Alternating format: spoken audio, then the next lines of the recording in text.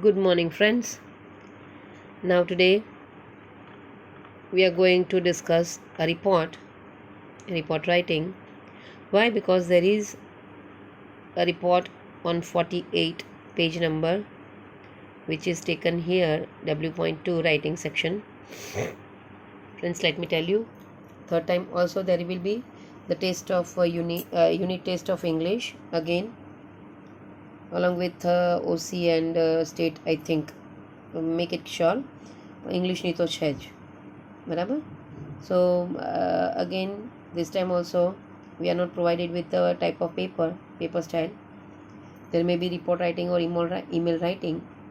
Course આપણો પતી ગયો છે, યુનિટ 5 સુધી યુનિટ 4 સુધી છે, એટલે આ રીતે રિપોર્ટ ડિસ્કસ કરવાનું પસંદ કર્યું.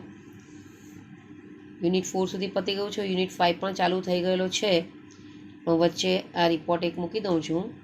કદાચ ને જો પૂછાય તો એનું રિવિઝન તમારું થઈ જાય. ગયા વખતે આપણે શીખ્યા જ છીએ અહેવાલ લેખન, રિપોર્ટ રાઇટિંગ. કેટલાક મુદ્દા તમને મેં લખાવેલા હતા ગયા વખતે પણ યાદ રાખવાના રિપોર્ટ રાઇટિંગમાં. અને બોર્ડની માર્કિંગ સિસ્ટમને ધ્યાનમાં રાખીને જોઈએ તો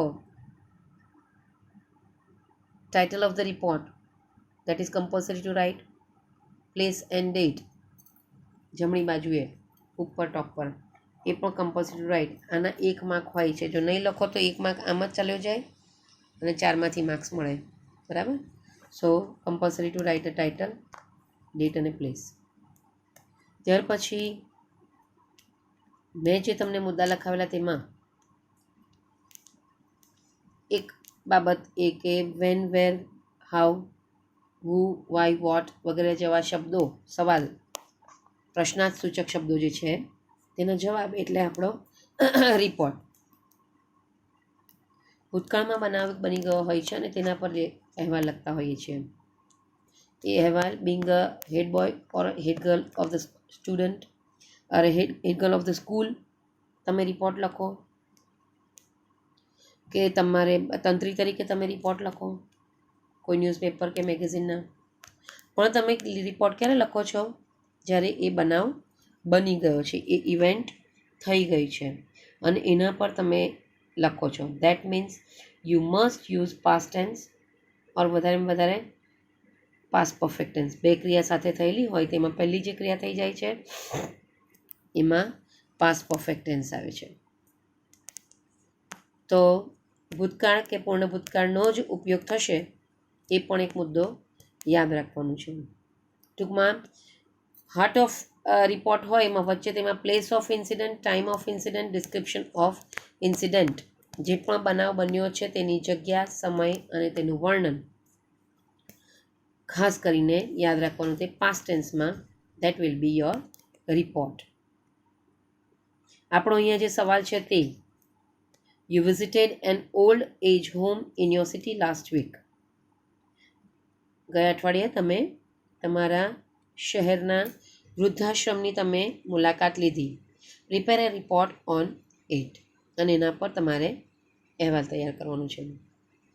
name, place, date. Name, place, date. આમ તો પ્લેસ અને ડેટ તો ઉપર તમે શોર્ટમાં તો લખ્યું છે સુરત, અને તમે ડેટ હંમેશા જ્યારે લખો છો એના 3-4 દિવસ પહેલાંની લખવી.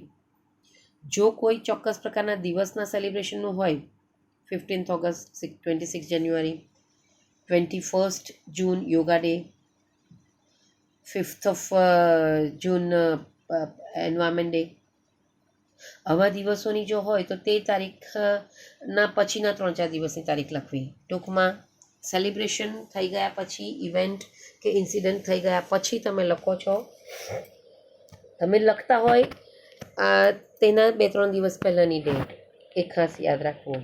ભવિષ્યની ડેટ ભૂલમાં લખાઈ નહીં જાય તે કાળજી રાખવી. તો નેમ, પ્લેસ અને ડેટના સેન્ટેન્સમાં આવી શકે કે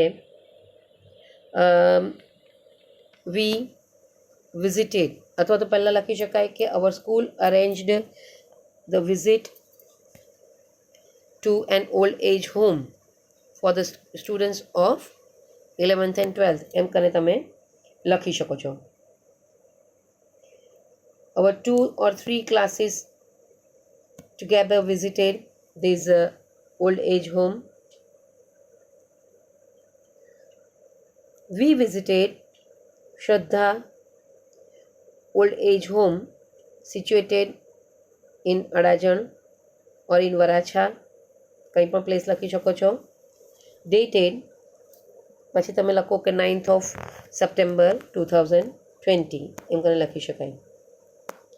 પછી એ મુદ્દો છે how many old persons living. એના વાક્યમાં આવે કે there were 300 old people living together in that old age home. This was the best, I must say, kind of old age home. Came best kind of kiddu ke there were so many facilities provided to the old people. As we entered the old age home, we saw the beautiful garden, maintained garden in that old age home. On seeing the garden, we were happy.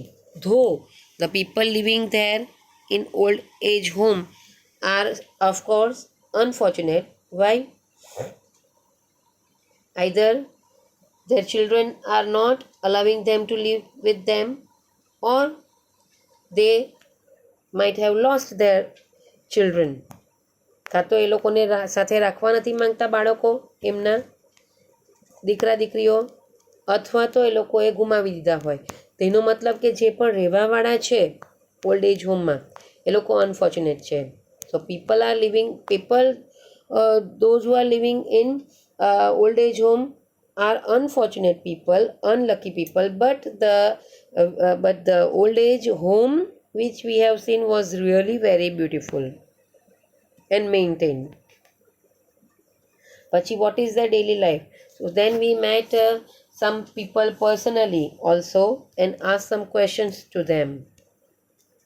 I asked an old lady how she spent her daily routine. She told me some activity she is going through, so she has been going through throughout the day. One of the old lady told me that she spent most of the time in reading a religious book, religious activity.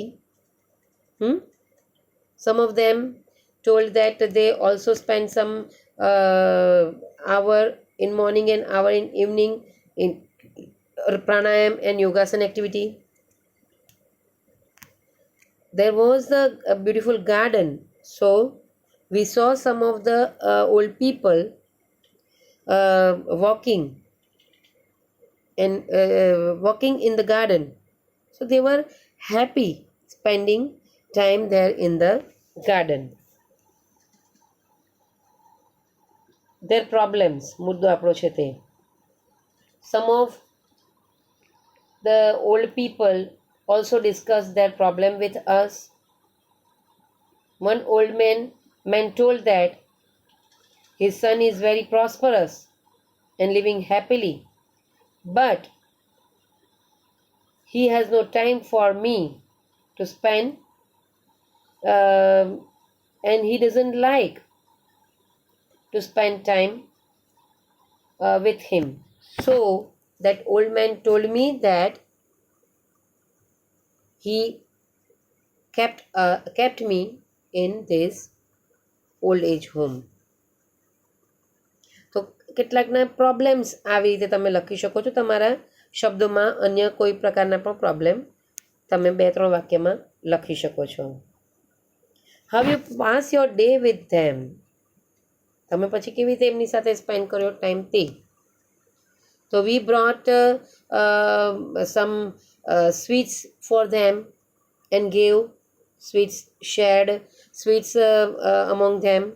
They were very happy to get sweets. Then you can also write કે we brought some gifts for them also. અમે લોકોએ કેટલીક gift પણ ત્યાં લીધેલી હતી અને એ લોકોને શેર કરી. We played antakshari with them. એ પણ તમે લખી શકો છો. Then We also enjoyed bhajans they performed together. Old people હોય તો ભજન ગાયા અને અમે લોકોએ એન્જોય કર્યા. બરાબર. સો આ પ્રકારની તમે જે ત્યાં પ્રવૃત્તિ કરી તેના વાક્યો કેટલાક લખી શકાય. 10 કે 12 વાક્યો you have to write in your report. અને વોટ યુ લર્ન્ટમાં we have learnt that we should never leave our parents, as we found tears in their eyes. એ લોકોની આંખોમાં આંસુ જોયા ત્યારે થયું કે આખી જિંદગી ફોર ધ હોલ લાઈફ જ્યારે આ લોકો આ બાળકોને માટે એ લોકોના દીકરા દીકરીઓને એ લોકોને સેક્રિફાઈસ કરીને આપતા હોય છે અને બધું જ માલ મિલકત એ લોકોના નામે કરી દેતા હોય છે ને પછી જ્યારે છોડી દે છે, that means one should never leave their parents. One should always love their parents, take care of parents, whether it is regarding medicines or their liking and disliking or spending time with them. We should spend time with them. We should consider their liking and disliking, and we should take care of their health and medicine also. This is the thing we have learned.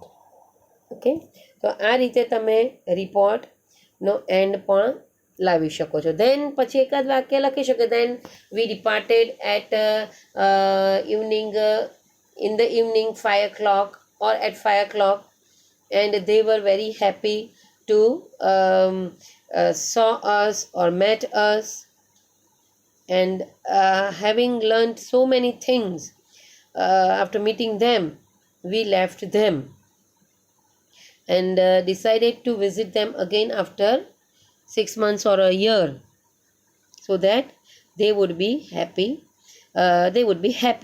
આ રીતે તમે એન્ડમાં કંઈક આ રીતે પણ લખી શકો છો. બરાબર. સો પ્લીઝ કાળજી રાખજો.